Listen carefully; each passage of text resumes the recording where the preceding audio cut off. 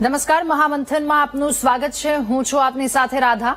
મહામંથનમાં આજે બે મુદ્દા પર ચર્ચા કરીશું, જેમાં પહેલા મુદ્દો કે જેના વિશે વાત કરવી છે, તાજના સોગઠા કોના ઓવારના લેવાશે, અને બીજો મુદ્દો અમેરિકા જવા માટે સ્વપ્ન જોતા ગુજરાતના ભારતના કેટલાક વિદ્યાર્થી કે જેમના માથે ફરી એકવાર નવું વિઘ્ન સ્વરૂપે કંઈક વસ્તુ આવી છે. એ શું છે એના વિશે વિસ્તારથી ચર્ચા કરીશું. પરંતુ પહેલો મુદ્દો આ, ગુજરાતમાં વિધાનસભામાં ભાજપની જ્વલંત સફળતાનું ઇનામ સી.આર. પાટીલને કેન્દ્રીય મંત્રાલયના રૂપમાં મળ્યું.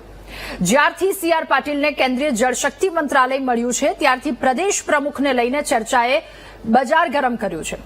રાજકીય વર્તુળોમાં પ્રદેશ પ્રમુખને લઈને રોજ નવા સોગઠા અને સમીકરણો ગોઠવાઈ રહ્યા છે, પણ ભાજપ કોના પર પસંદગીનો કળશ ઢોળશે એ તો સમય જ કહી દેશે. પ્રધાનમંત્રી નરેન્દ્ર મોદીની ગુજરાત મુલાકાતના દિવસે મળેલી બેઠક, જેમાં પ્રદેશ પ્રમુખ સી.આર. પાટીલે એક લાઇનમાં સ્પષ્ટ સંકેત આપી દીધો કે આગામી દિવસોમાં નવા પ્રદેશ પ્રમુખ અને મંત્રીમંડળમાં ફેરફાર થશે. ગુજરાતમાં પ્રદેશ અધ્યક્ષ બદલવાની ચર્ચા એ ઘણા સમયથી ચાલી રહી છે, અને પાટીલના નિવેદનથી આ અટકળોને વધુ વેગ પણ મળ્યો છે. ભાજપ છેલ્લા કેટલાય મહિનાઓથી પ્રદેશ પ્રમુખ માટે મહામંથન કરી રહ્યું છે. ભાજપની આ ગોઠવણ પાછળ કેટલાય કારણો જવાબદાર છે. વાસ્તવમાં ભારતીય જનતા પાર્ટી આંતરિક સ્તરે સંગઠનને એક નવી દિશા આપવાના પ્રયાસમાં છે, જેમાં યુવા નેતૃત્વને આગળ લાવવાની તૈયારી ચાલી રહી હોય તેવું પણ પ્રતીત થઈ રહ્યું છે. તો સી.આર. પાટીલે આ બેઠકમાં મંત્રીમંડળના વિસ્તરણ અથવા તો ફેરફાર અંગે પણ સંકેતો આપ્યા. એ ચર્ચાઓ પણ હવે તેજ થઈ છે. ભાજપ એક એવા ચહેરાને શોધી રહી છે કે જે રાજકીય અને પ્રશાસનિક સંતુલન જાળવી શકે, બંને જગ્યા પર. પ્રદેશ પ્રમુખને લઈને કેટલાક રાજકીય નામોની ચર્ચાઓ પણ ચાલી રહી છે. તો ભાજપની સ્ટાઇલ પણ કંઈક નવું કરવાની છે. ખરા સમયે એવું નામ બધાની વચ્ચે લાવીને મૂકી દેવામાં આવે છે જે ચર્ચા સમયે છેલ્લી લાઇનમાં પણ નથી હોતું. એ આપણે ઘણી વખત જોયું છે. વર્તમાન પ્રમુખ પાટીલની જાહેરાત થઈ ત્યારે પણ કોઈને અંદાજ નહોતો કે સી.આર. પાટીલને ગુજરાતની કમાન સોંપી દેવામાં આવશે. જોકે પાટીલના નેતૃત્વમાં ભાજપે સારા પરિણામોની વણઝાર લગાવી દીધી છે. હવે મૂંઝવણોનો આ જ વિષય છે કે છેલ્લા 30 વર્ષથી રાજ્યમાં ભાજપનો જે વિજય રથ ચાલી રહ્યો છે એ રોકાય નહીં, અને સાથે જ સંગઠન એવું કામ કરે કે જે દરેકને સાથે લઈને ચાલે. ખેર, આપણે તો માત્ર ચર્ચા કરી શકીએ. બાકી ભાજપ કોને પ્રદેશ પ્રમુખનું પદ સોંપશે અને કોની મંત્રીમંડળમાંથી બાદબાકી કરશે, કોને ત્યાં નવા ચહેરા ઉમેરવામાં આવશે, કોણ સમાવિષ્ટ થશે, એ બધી વાત તો સમય જ કહી શકે. આ જ મુદ્દા પર ચર્ચા કરવી છે કે તાજના સોગઠા ગોઠવાઈ રહ્યા છે, આમાં હવે ઓવારના કોના લેવાશે.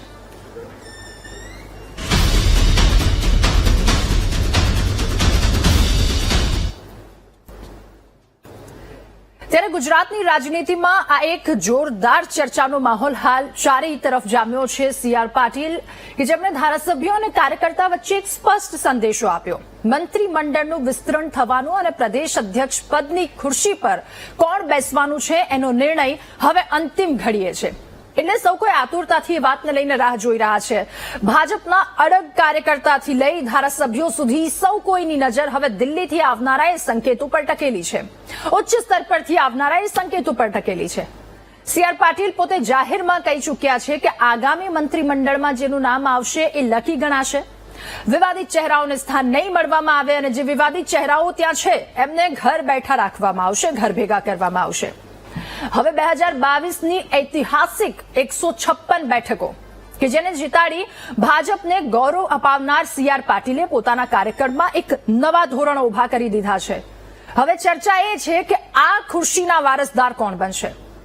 ગુજરાતના રાજકીય ગલિયારા માટે આ એક નિર્ણાયક ક્ષણ છે, જે માત્ર પદ નહીં પરંતુ પક્ષની દિશા અને આગલી ચૂંટણીના પાયા નક્કી થવાના છે.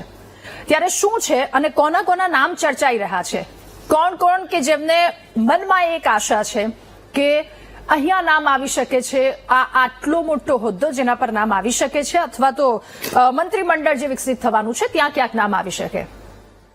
આ જ મુદ્દા પર આપણે આજે મહામંથનમાં ચર્ચા કરીશું. રાજકીય વિશ્લેષક સુધીરભાઈ રાવલ આપણી સાથે જોડાયા છે, બીજા રાજકીય વિશ્લેષક રાજેશભાઈ ઠક્કર આપણી સાથે જોડાયા છે, અને વરિષ્ઠ પત્રકાર જગદીશભાઈ મહેતા આપણી સાથે જોડાયા છે. આપનું ખૂબ સ્વાગત છે મહામંથનમાં. શરૂઆત જગદીશભાઈ આપનાથી. મંત્રીમંડળમાં કોને સ્થાન મળશે? CR પાટીલ કે જેમના દ્વારા કહી દેવામાં આવ્યું છે કે બસ હવે ટૂંક સમય જ્યારે નેક્સ્ટ આપણી મીટિંગ થવાની છે ત્યારે કંઈક એક સારા સમાચારની સાથે આપણે સૌ કોઈ મળીશું. તો 2022 156 સીટ અને આખા જે ધારાધોરણો ઉભા કરી દીધા છે, લોકોની અપેક્ષા, પાર્ટીની અપેક્ષા જે આખી ઉભી કરી દેવામાં આવી છે. હવે અહીંયા વાત એ આવીને ઉભી રહી છે કે કોણ એ પદ પર બેસી શકે, કોને ત્યાં રાખવામાં આવશે અને મંત્રીમંડળને લઈને પણ ઘણી બધી ચર્ચા વિચારણા છે. જગદીશભાઈ. રાધાબેન, કોને તક મળશે એના કરતા હવે પ્રજાને તક મળશે કે કેમ, પ્રજાના માટે જે માણસ ઝઝૂમી શકે એવો હોય એવાને કોઈને તક મળશે કે કેમ? કારણ કે અત્યાર સુધી શું થયું, જ્યારથી 2022માં આપણે જાણીએ છીએ કે 156 સીટ મળી હતી, 5-6 જણાને બીજાને લઈ લીધા, અને પછી શું થયું કે પ્રયોગ કર્યો. કારણ કે વિપક્ષ નામે 0 હતું, એટલે સંયોગ ને પ્રયોગ જે શબ્દ છે ને એમાં પ્રયોગ શબ્દ. કારણ કે જે માણસોને આપણે માનીએ છીએ આજની તારીખે તમે ગુજરાતમાં 6.5 કરોડની જનતા કે 7 કરોડની જનતામાંથી તમે મોટા ભાગને પૂછો કે છઠ્ઠા મંત્રીનું નામ આપો, કોઈને નામની ખબર નહીં હોય કોણ મંત્રી છે. તો પછી કામની તો વાત જ જવા દો. એટલે ઈ પ્રયોગ કર્યો કોણે? ભારતીય જનતા પાર્ટીના હાઈકમાન્ડે કે ભાઈ જેવા હોય એવા, પણ અત્યારે એક ખેપ અડધો જે ટર્મ છે આનો વારો આવી જવા દો. હવે એનો વારા આવી ગયા. એમાં 27 મહિનાનું પરફોર્મન્સનો રિપોર્ટ કાર્ડ બનાવવામાં આવ્યા છે અને રિપોર્ટ કાર્ડમાં મોટા ભાગના ફેલ જાય એમ છે. પછી પક્ષ અંદર આબરૂ રાખી લે જુદી વાત છે, પણ પ્રજાને પૂછીને જો કરવામાં આવ્યું તો કોઈના રિપોર્ટ સારા છે નહીં. એટલે ઠામું કે ઠામું બદલાવવું પડે એમ છે આમ જુઓ તો. પરંતુ એ વિજયભાઈ રૂપાણી અને ભાઈ નીતિનભાઈ પટેલ વાળી ન થાય કે ભાઈ વિપક્ષો એમ કહી શકે કે જુઓ આખી સરકાર તમારી પહેલાય નિકમ્મી સાબિત થઈ, પછી પાછી પણ થઈ, અને એ કરી કોણે? ભારતીય જનતા પાર્ટીના હાઈકમાન્ડે આખી સરકારને ફેરવી નાખવી પડી. એવો દાગ ફરીથી ન લાગે એટલે હવે પછીના જે સૂચિત જે સુધારા વધારા થવાના છે એમાં 2-4 મંત્રીઓને કદાચ પોર્ટફોલિયો બદલાશે, પણ એને રાખવામાં આવશે. પણ જો પ્રજાની નજરે કેવું હોય તો ઠામું કે ઠામુકું પ્રધાનમંડળ બદલે છૂટકો છે. આમાં કઈ અત્યારે મેળ પડે એમ છે નહીં. જેટલા પણ લોકો અત્યારે અવેલેબલ છે એ જે તે કારણોસર અવેલેબલ છે. યા તો એ સમાજના નેતા છે, યા કોઈ જે તે વિસ્તારના જે છે એની પોતીકી સીટ માનીને બેઠા હોય એવા છે, યા તો સરકારને એમ છે કે કોઈ પણ ભોગે તમારો વારો. કારણ કે હવે ભારતીય જનતા પાર્ટી તો બૃહદ થઈ ગઈ છે. બૃહદ એટલે હવે એમાં વિચારધારાને કોઈ મતલબ નથી રહ્યો. એકમાત્ર વિચારધારા છે કોઈ પણ ભોગે સત્તા મેળવી અને સત્તા પર કાબીજ રહેવું. કારણ કે કોંગ્રેસે વેલકમ છે, બીજા વેલકમ છે, વિચારધારા બીજી કોઈ રહી નથી. એટલે એ જે બૃહદ પક્ષ છે એમાં દરેકને કઈ ને કઈ આપવાની વાત છે. તો એના ભાગરૂપે જ અત્યારે પોર્ટફોલિયો આપવામાં આવ્યા છે. જે લોકોએ ભોગવી લીધો એને હવે પડતા મુકાશે, નિષ્ફળ ગયા એને તો પડતા મૂકે છૂટકો છે. અને બાકીના જે લોકો હશે કોંગ્રેસમાંથી લીધેલા છે, જેમ કે અર્જુનભાઈ મોઢવાડિયા છે, સીજે ચાવડા છે વગેરે, જે ડીલ કરીને આવેલા, હવે એનો વારો આવવાનો છે. અને બાકીના કેટલા યંગસ્ટર જે હાસ્યામાં ધકેલાઈ ગયા હતા પ્રયોગના કારણોસર, જયેશ રાદડિયા હોય, હીરાભાઈ સોલંકી હોય કે એ પ્રકારના લોકો, તો એને પણ ચાન્સ મળી શકે. આ પ્રકારની ઉથલ પાથલ અત્યારે રાજકારણમાં સરકારી એટલે પ્રધાનમંડળને લગતી વાતમાં કહું છું, આવો અત્યારે અહીંયા ચર્ચાઓ ચાલી રહી છે. અંતરમ સૂત્રો પણ જણાવી રહ્યા છે કે આ પ્રકારે ફેરફાર કરશે તો ભારતીય જનતા પાર્ટીને 2027માં કાંઈક મેળ પડશે. કારણ કે 18 વર્ષ હજી બાકી છે અને આમાં જો 1.5-2 વર્ષમાં કાંઈ પણ આમાંથી ધડો લે, અત્યાર સુધી આખું કોળું જે છે એ શાકમાં આખું કોળું ગયું હતું. ક્યાંય કોઈને ખબર નથી સરકાર નામની કોઈ ચીજ છે. જેટલા ડુપ્લિકેશન થયા, જેટલી હરાજકતા થઈ છે, કોઈ કરતા કોઈ રણીધણી નથી. અધિકારીઓનું રાજ ચાલે છે. તો ધારાસભ્યોએ પત્રો લખીને સરકારને સ્વયં કીધું છે અધિકારી અમારું માનતા નથી, અમને ગાંઠતા નથી. શું કામ? ટપ્પો નથી પડતો. 90% ધારાસભ્યો મંત્રીઓ એવા છે એને ખુદને કઈ ટપ્પો નથી પડતો. કોઈ વિભાગમાં ટપ્પો પડે તો મેળ પડે ને.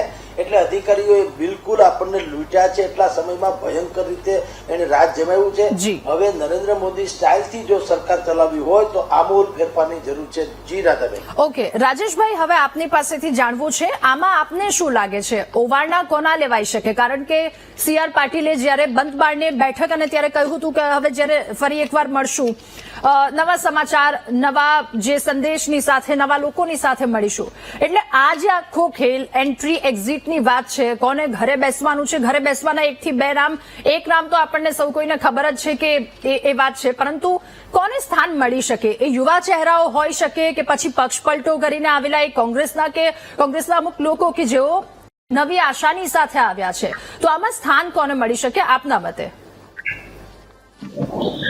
જો રાધાબેન, તાર્કિક રીતે આપણે જોઈએ તો અત્યારે સ્થિતિ એવી છે ભારતીય જનતા પાર્ટીની કે એની પાસે 10 જેટલા મંત્રીઓ વધારવાની કેપેસિટી આજના મંત્રીમંડળની અંદર છે. 17ના મંત્રીમંડળથી સરકાર ચાલી રહી છે. એમાં કેટલાક મંત્રીઓની પાસે વધારાના ખાતાઓ છે અને એના કારણે એક ઓવરલોડ છે.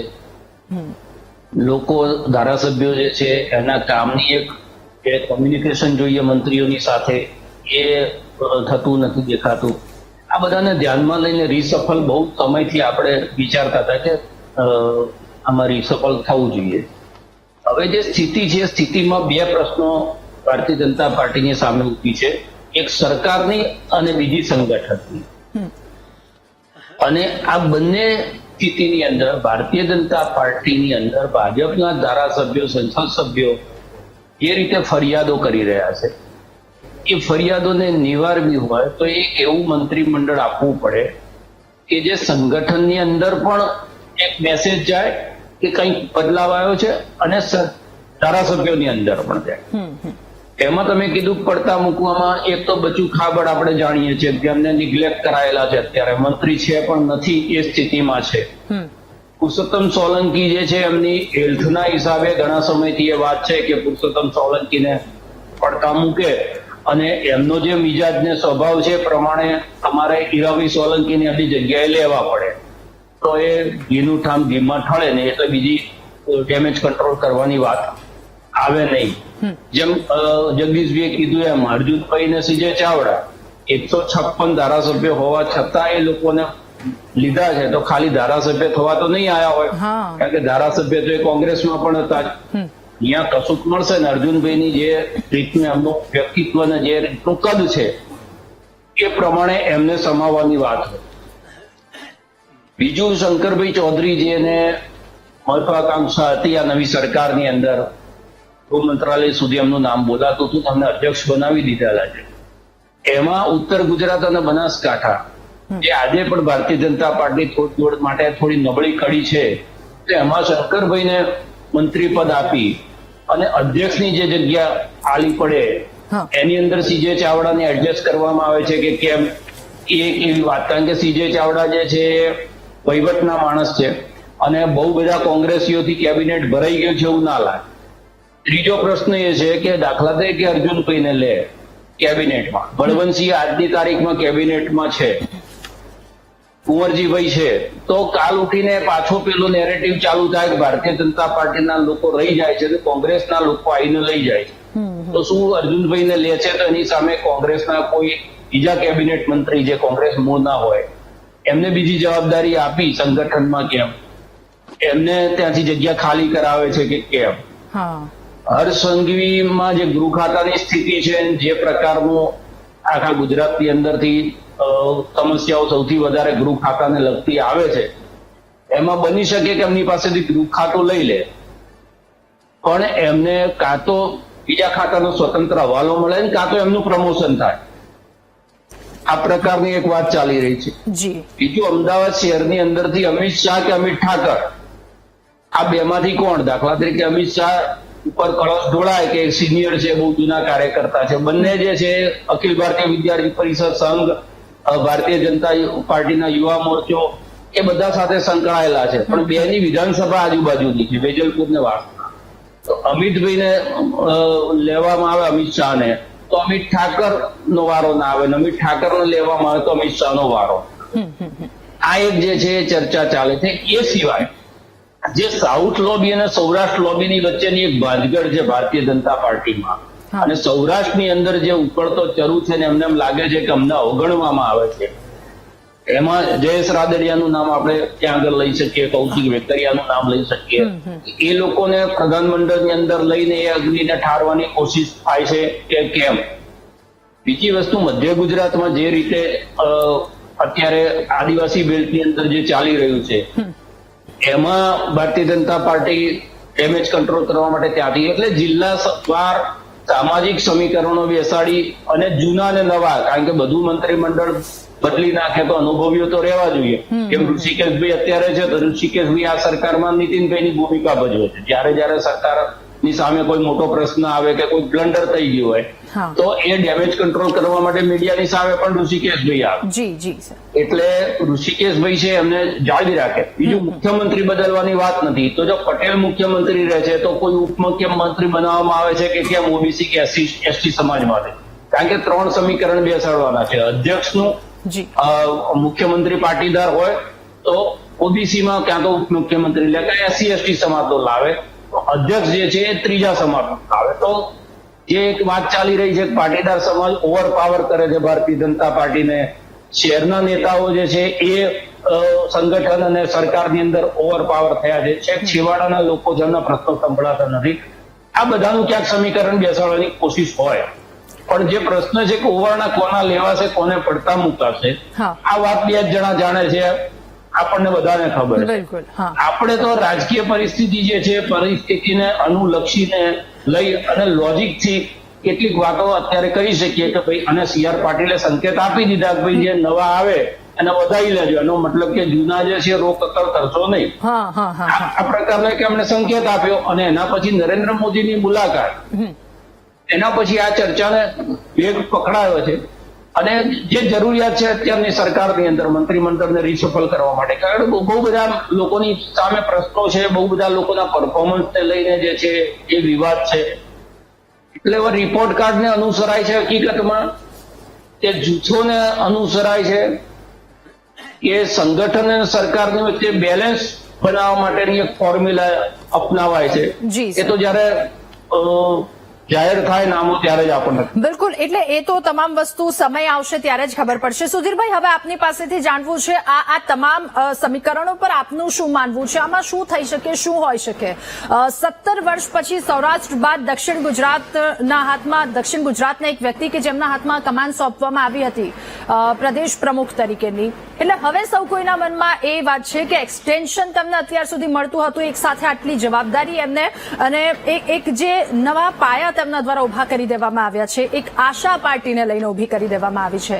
શું એ આશા પર બીજું કોઈ વ્યક્તિ ફિટ બેસશે કે કેમ? અને જેટલા જે મંત્રીમંડળના નામ લેવામાં આવી રહ્યા છે એમાં જે સંભાવિત નામો છે એ તમામ નામોને લઈને આપનું શું કહેવું છે? રાધા, આપણે આ ચર્ચા એટલે કરી રહ્યા છીએ કે એક એવું ઇન્ડિકેશન મળ્યું કે પ્રધાનમંડળનું વિસ્તરણ થવાનું છે, પણ આ વાત આપણે 15 મહિનાથી તો કમસે કમ સાંભળી રહ્યા છીએ. અને અગાઉ પણ બધા જાણે છે કે જયારે લોકસભાની અંદર રિઝલ્ટ આવ્યું ત્યાર પછી અહીંના પ્રદેશ પ્રમુખ CR પાટીલને મંત્રી પદ મળ્યું, એટલે સ્વાભાવિક રીતે અહીંયા પ્રદેશ પ્રમુખની નવી નિમણૂક થાય ત્યારે અને મંત્રીમંડળ આ વાત આપણે છેલ્લા 15-17 મહિનાની અંદર આવી જ ઉત્તેજના સાથે 3, 4, 5 વખત આમાંથી પસાર થઈ ચુક્યા છીએ.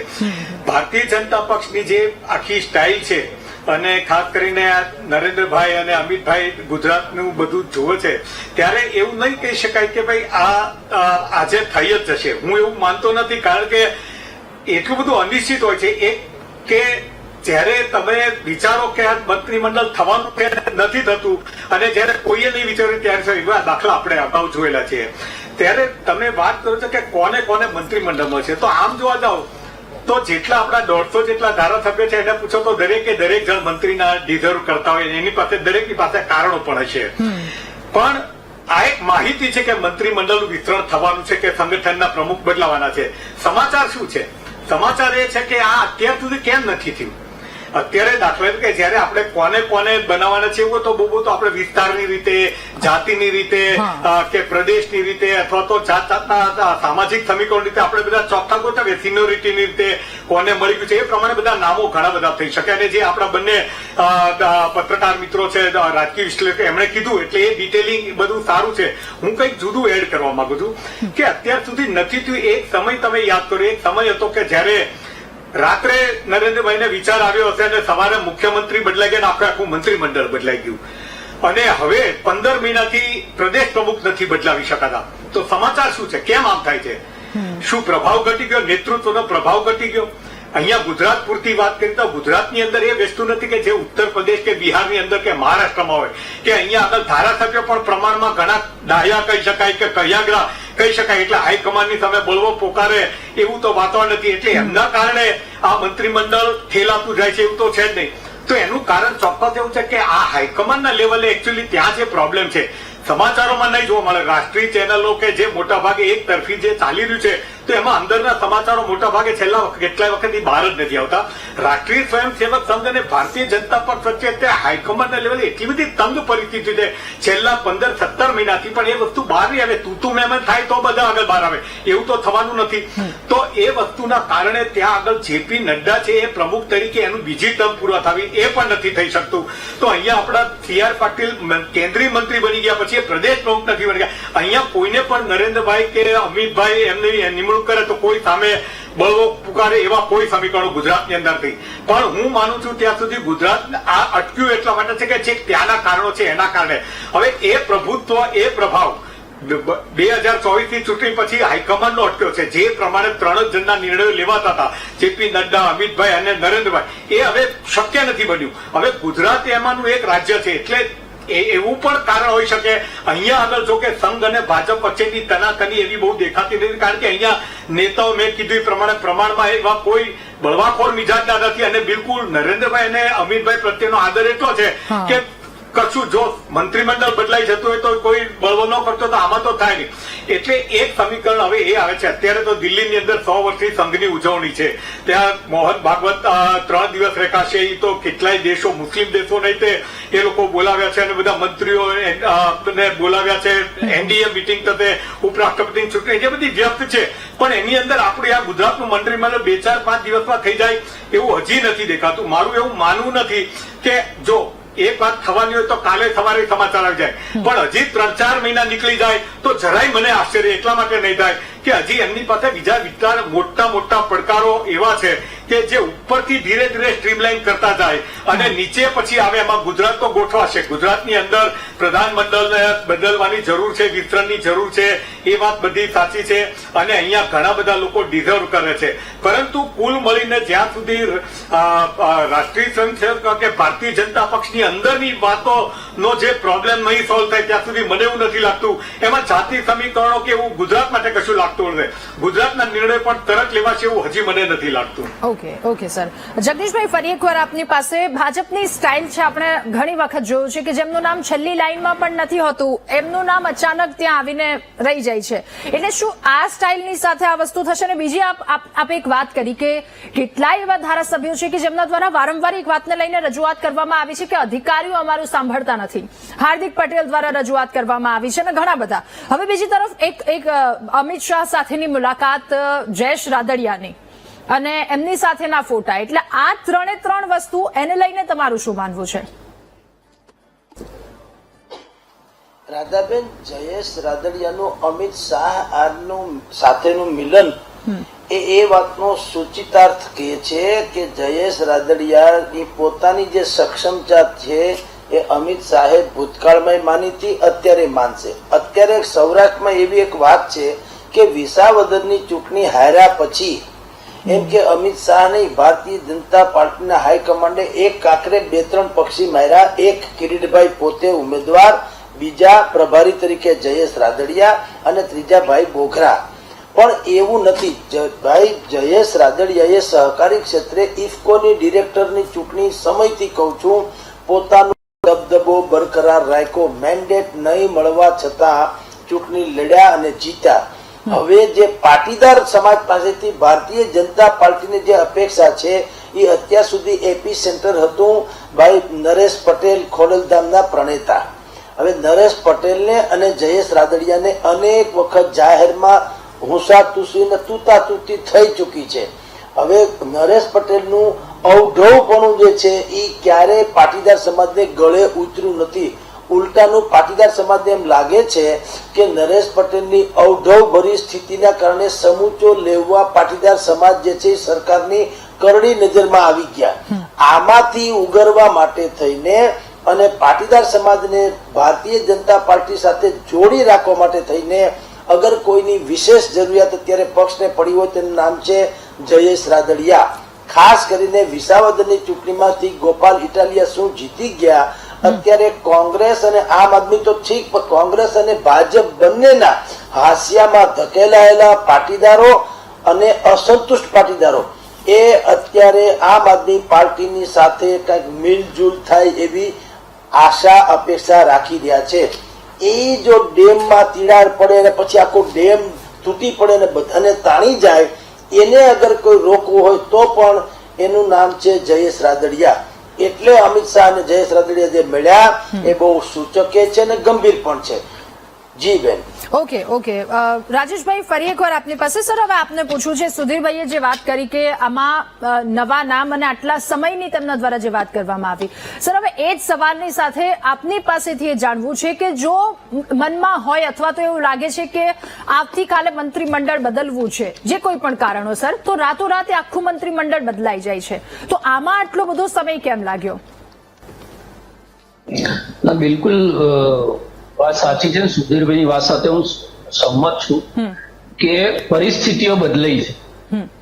ભારતીય જનતા પાર્ટીની અંદર ક્યારેય પણ પ્રદેશ કક્ષાએ અને રાષ્ટ્રીય કક્ષાએ બંને જગ્યાએ કાર્યકારી અધ્યક્ષથી આટલા લાંબા ગાળા સુધી ચલાવવું કોંગ્રેસમાં આપણે જોયું છે, પણ ભારતીય જનતા પાર્ટીમાં પહેલા ક્યારેય આપણે જોયેલું નથી. અને એમાંય ગુજરાત જેવું રાજ્ય છે એની અંદર નિર્ણય જે છે નરેન્દ્રભાઈ અમિતભાઈએ બે જણાય કરવા, અને એ પ્રદેશની અંદર પણ પ્રદેશ અધ્યક્ષ બનાવવા માટેનું જે બીજું નામ એટલે CR પાટીલના અનુગામી તરીકે કોને મૂકવા, એમાં આટલો વિલંબ થતો હોય તો ક્યાંક ને ક્યાંક ભારતીય જનતા પાર્ટીની જે આંતરિક પરિસ્થિતિ છે એ પરિસ્થિતિમાં પહેલા જેવું સાવ સરળ ઢાળ જેવું નથી કે ભાઈ આપણે જે પણ પરિમીડિયામાંથી નામ કાઢીશું ને મુખ્યમંત્રી બનાવી દઈશું તેના આફ્ટર શોક નહીં આવે.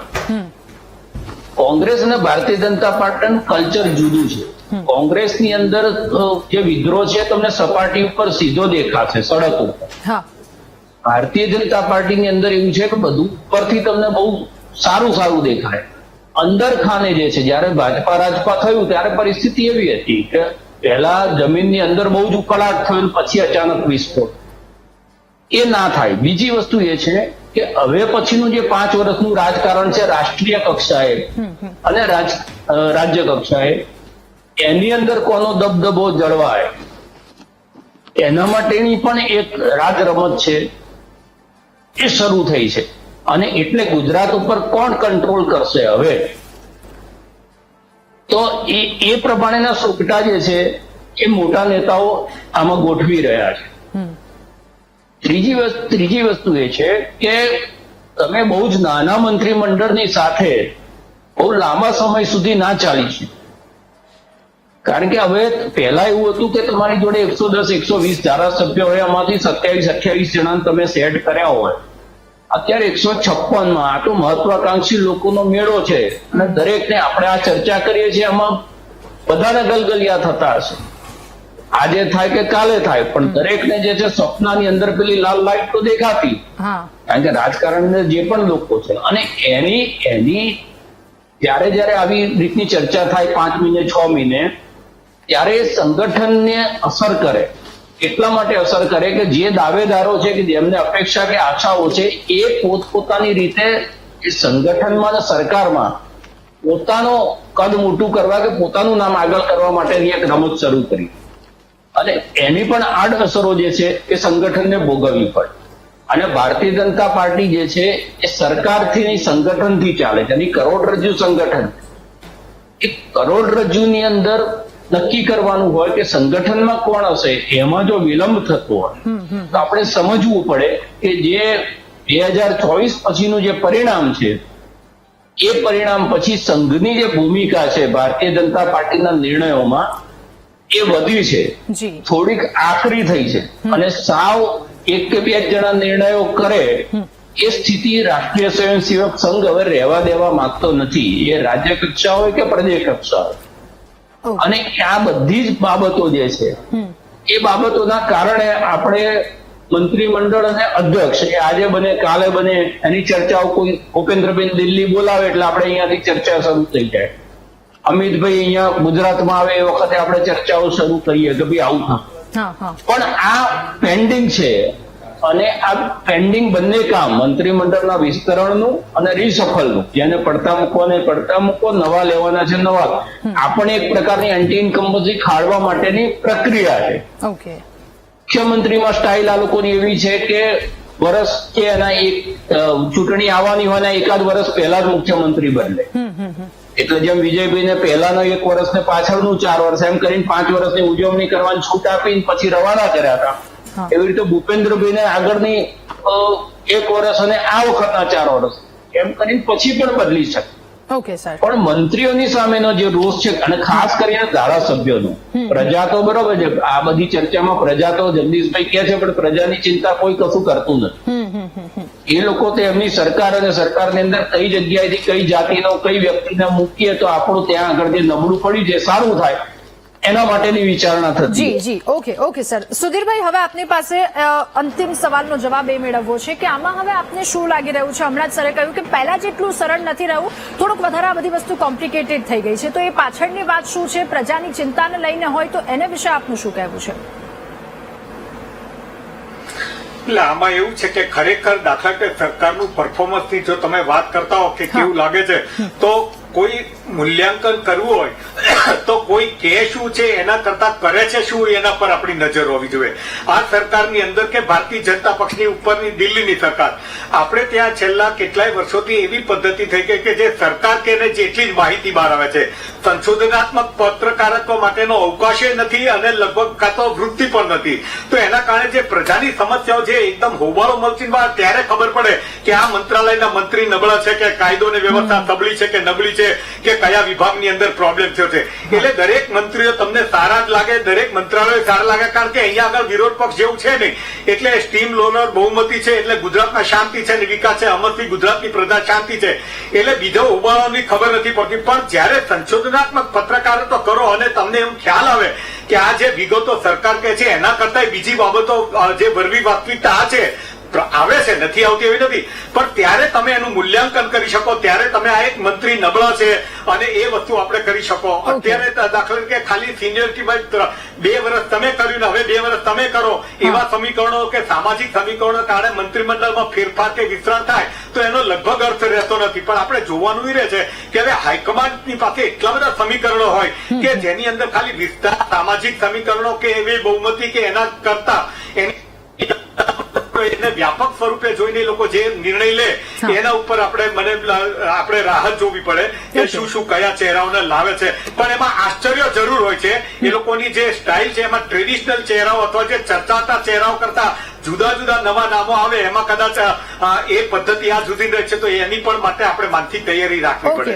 ઓકે. આપ સૌનો આભાર મહામંથનમાં અમારી સાથે જોડાવા બદલ, ચર્ચા કરવા બદલ. તો ભ્રષ્ટાચારનો મુદ્દો કોને નડશે અને તમામ લોકો કે જેમના મનમાં એ કાર્યકર્તાથી લઈ અને ધારાસભ્યો સુધી તમામ લોકોના મનમાં એ છે કે આ વખતે અમને સ્થાન મળશે. જો કે એક વાત નક્કી તેમના દ્વારા કહેવામાં આવ્યું છે કે આવનારા સમયમાં નવી વાતની સાથે મળીશું. જો કે એ સમય જ બતાવશે કે કયું સ્થાન કોને આપવામાં આવશે.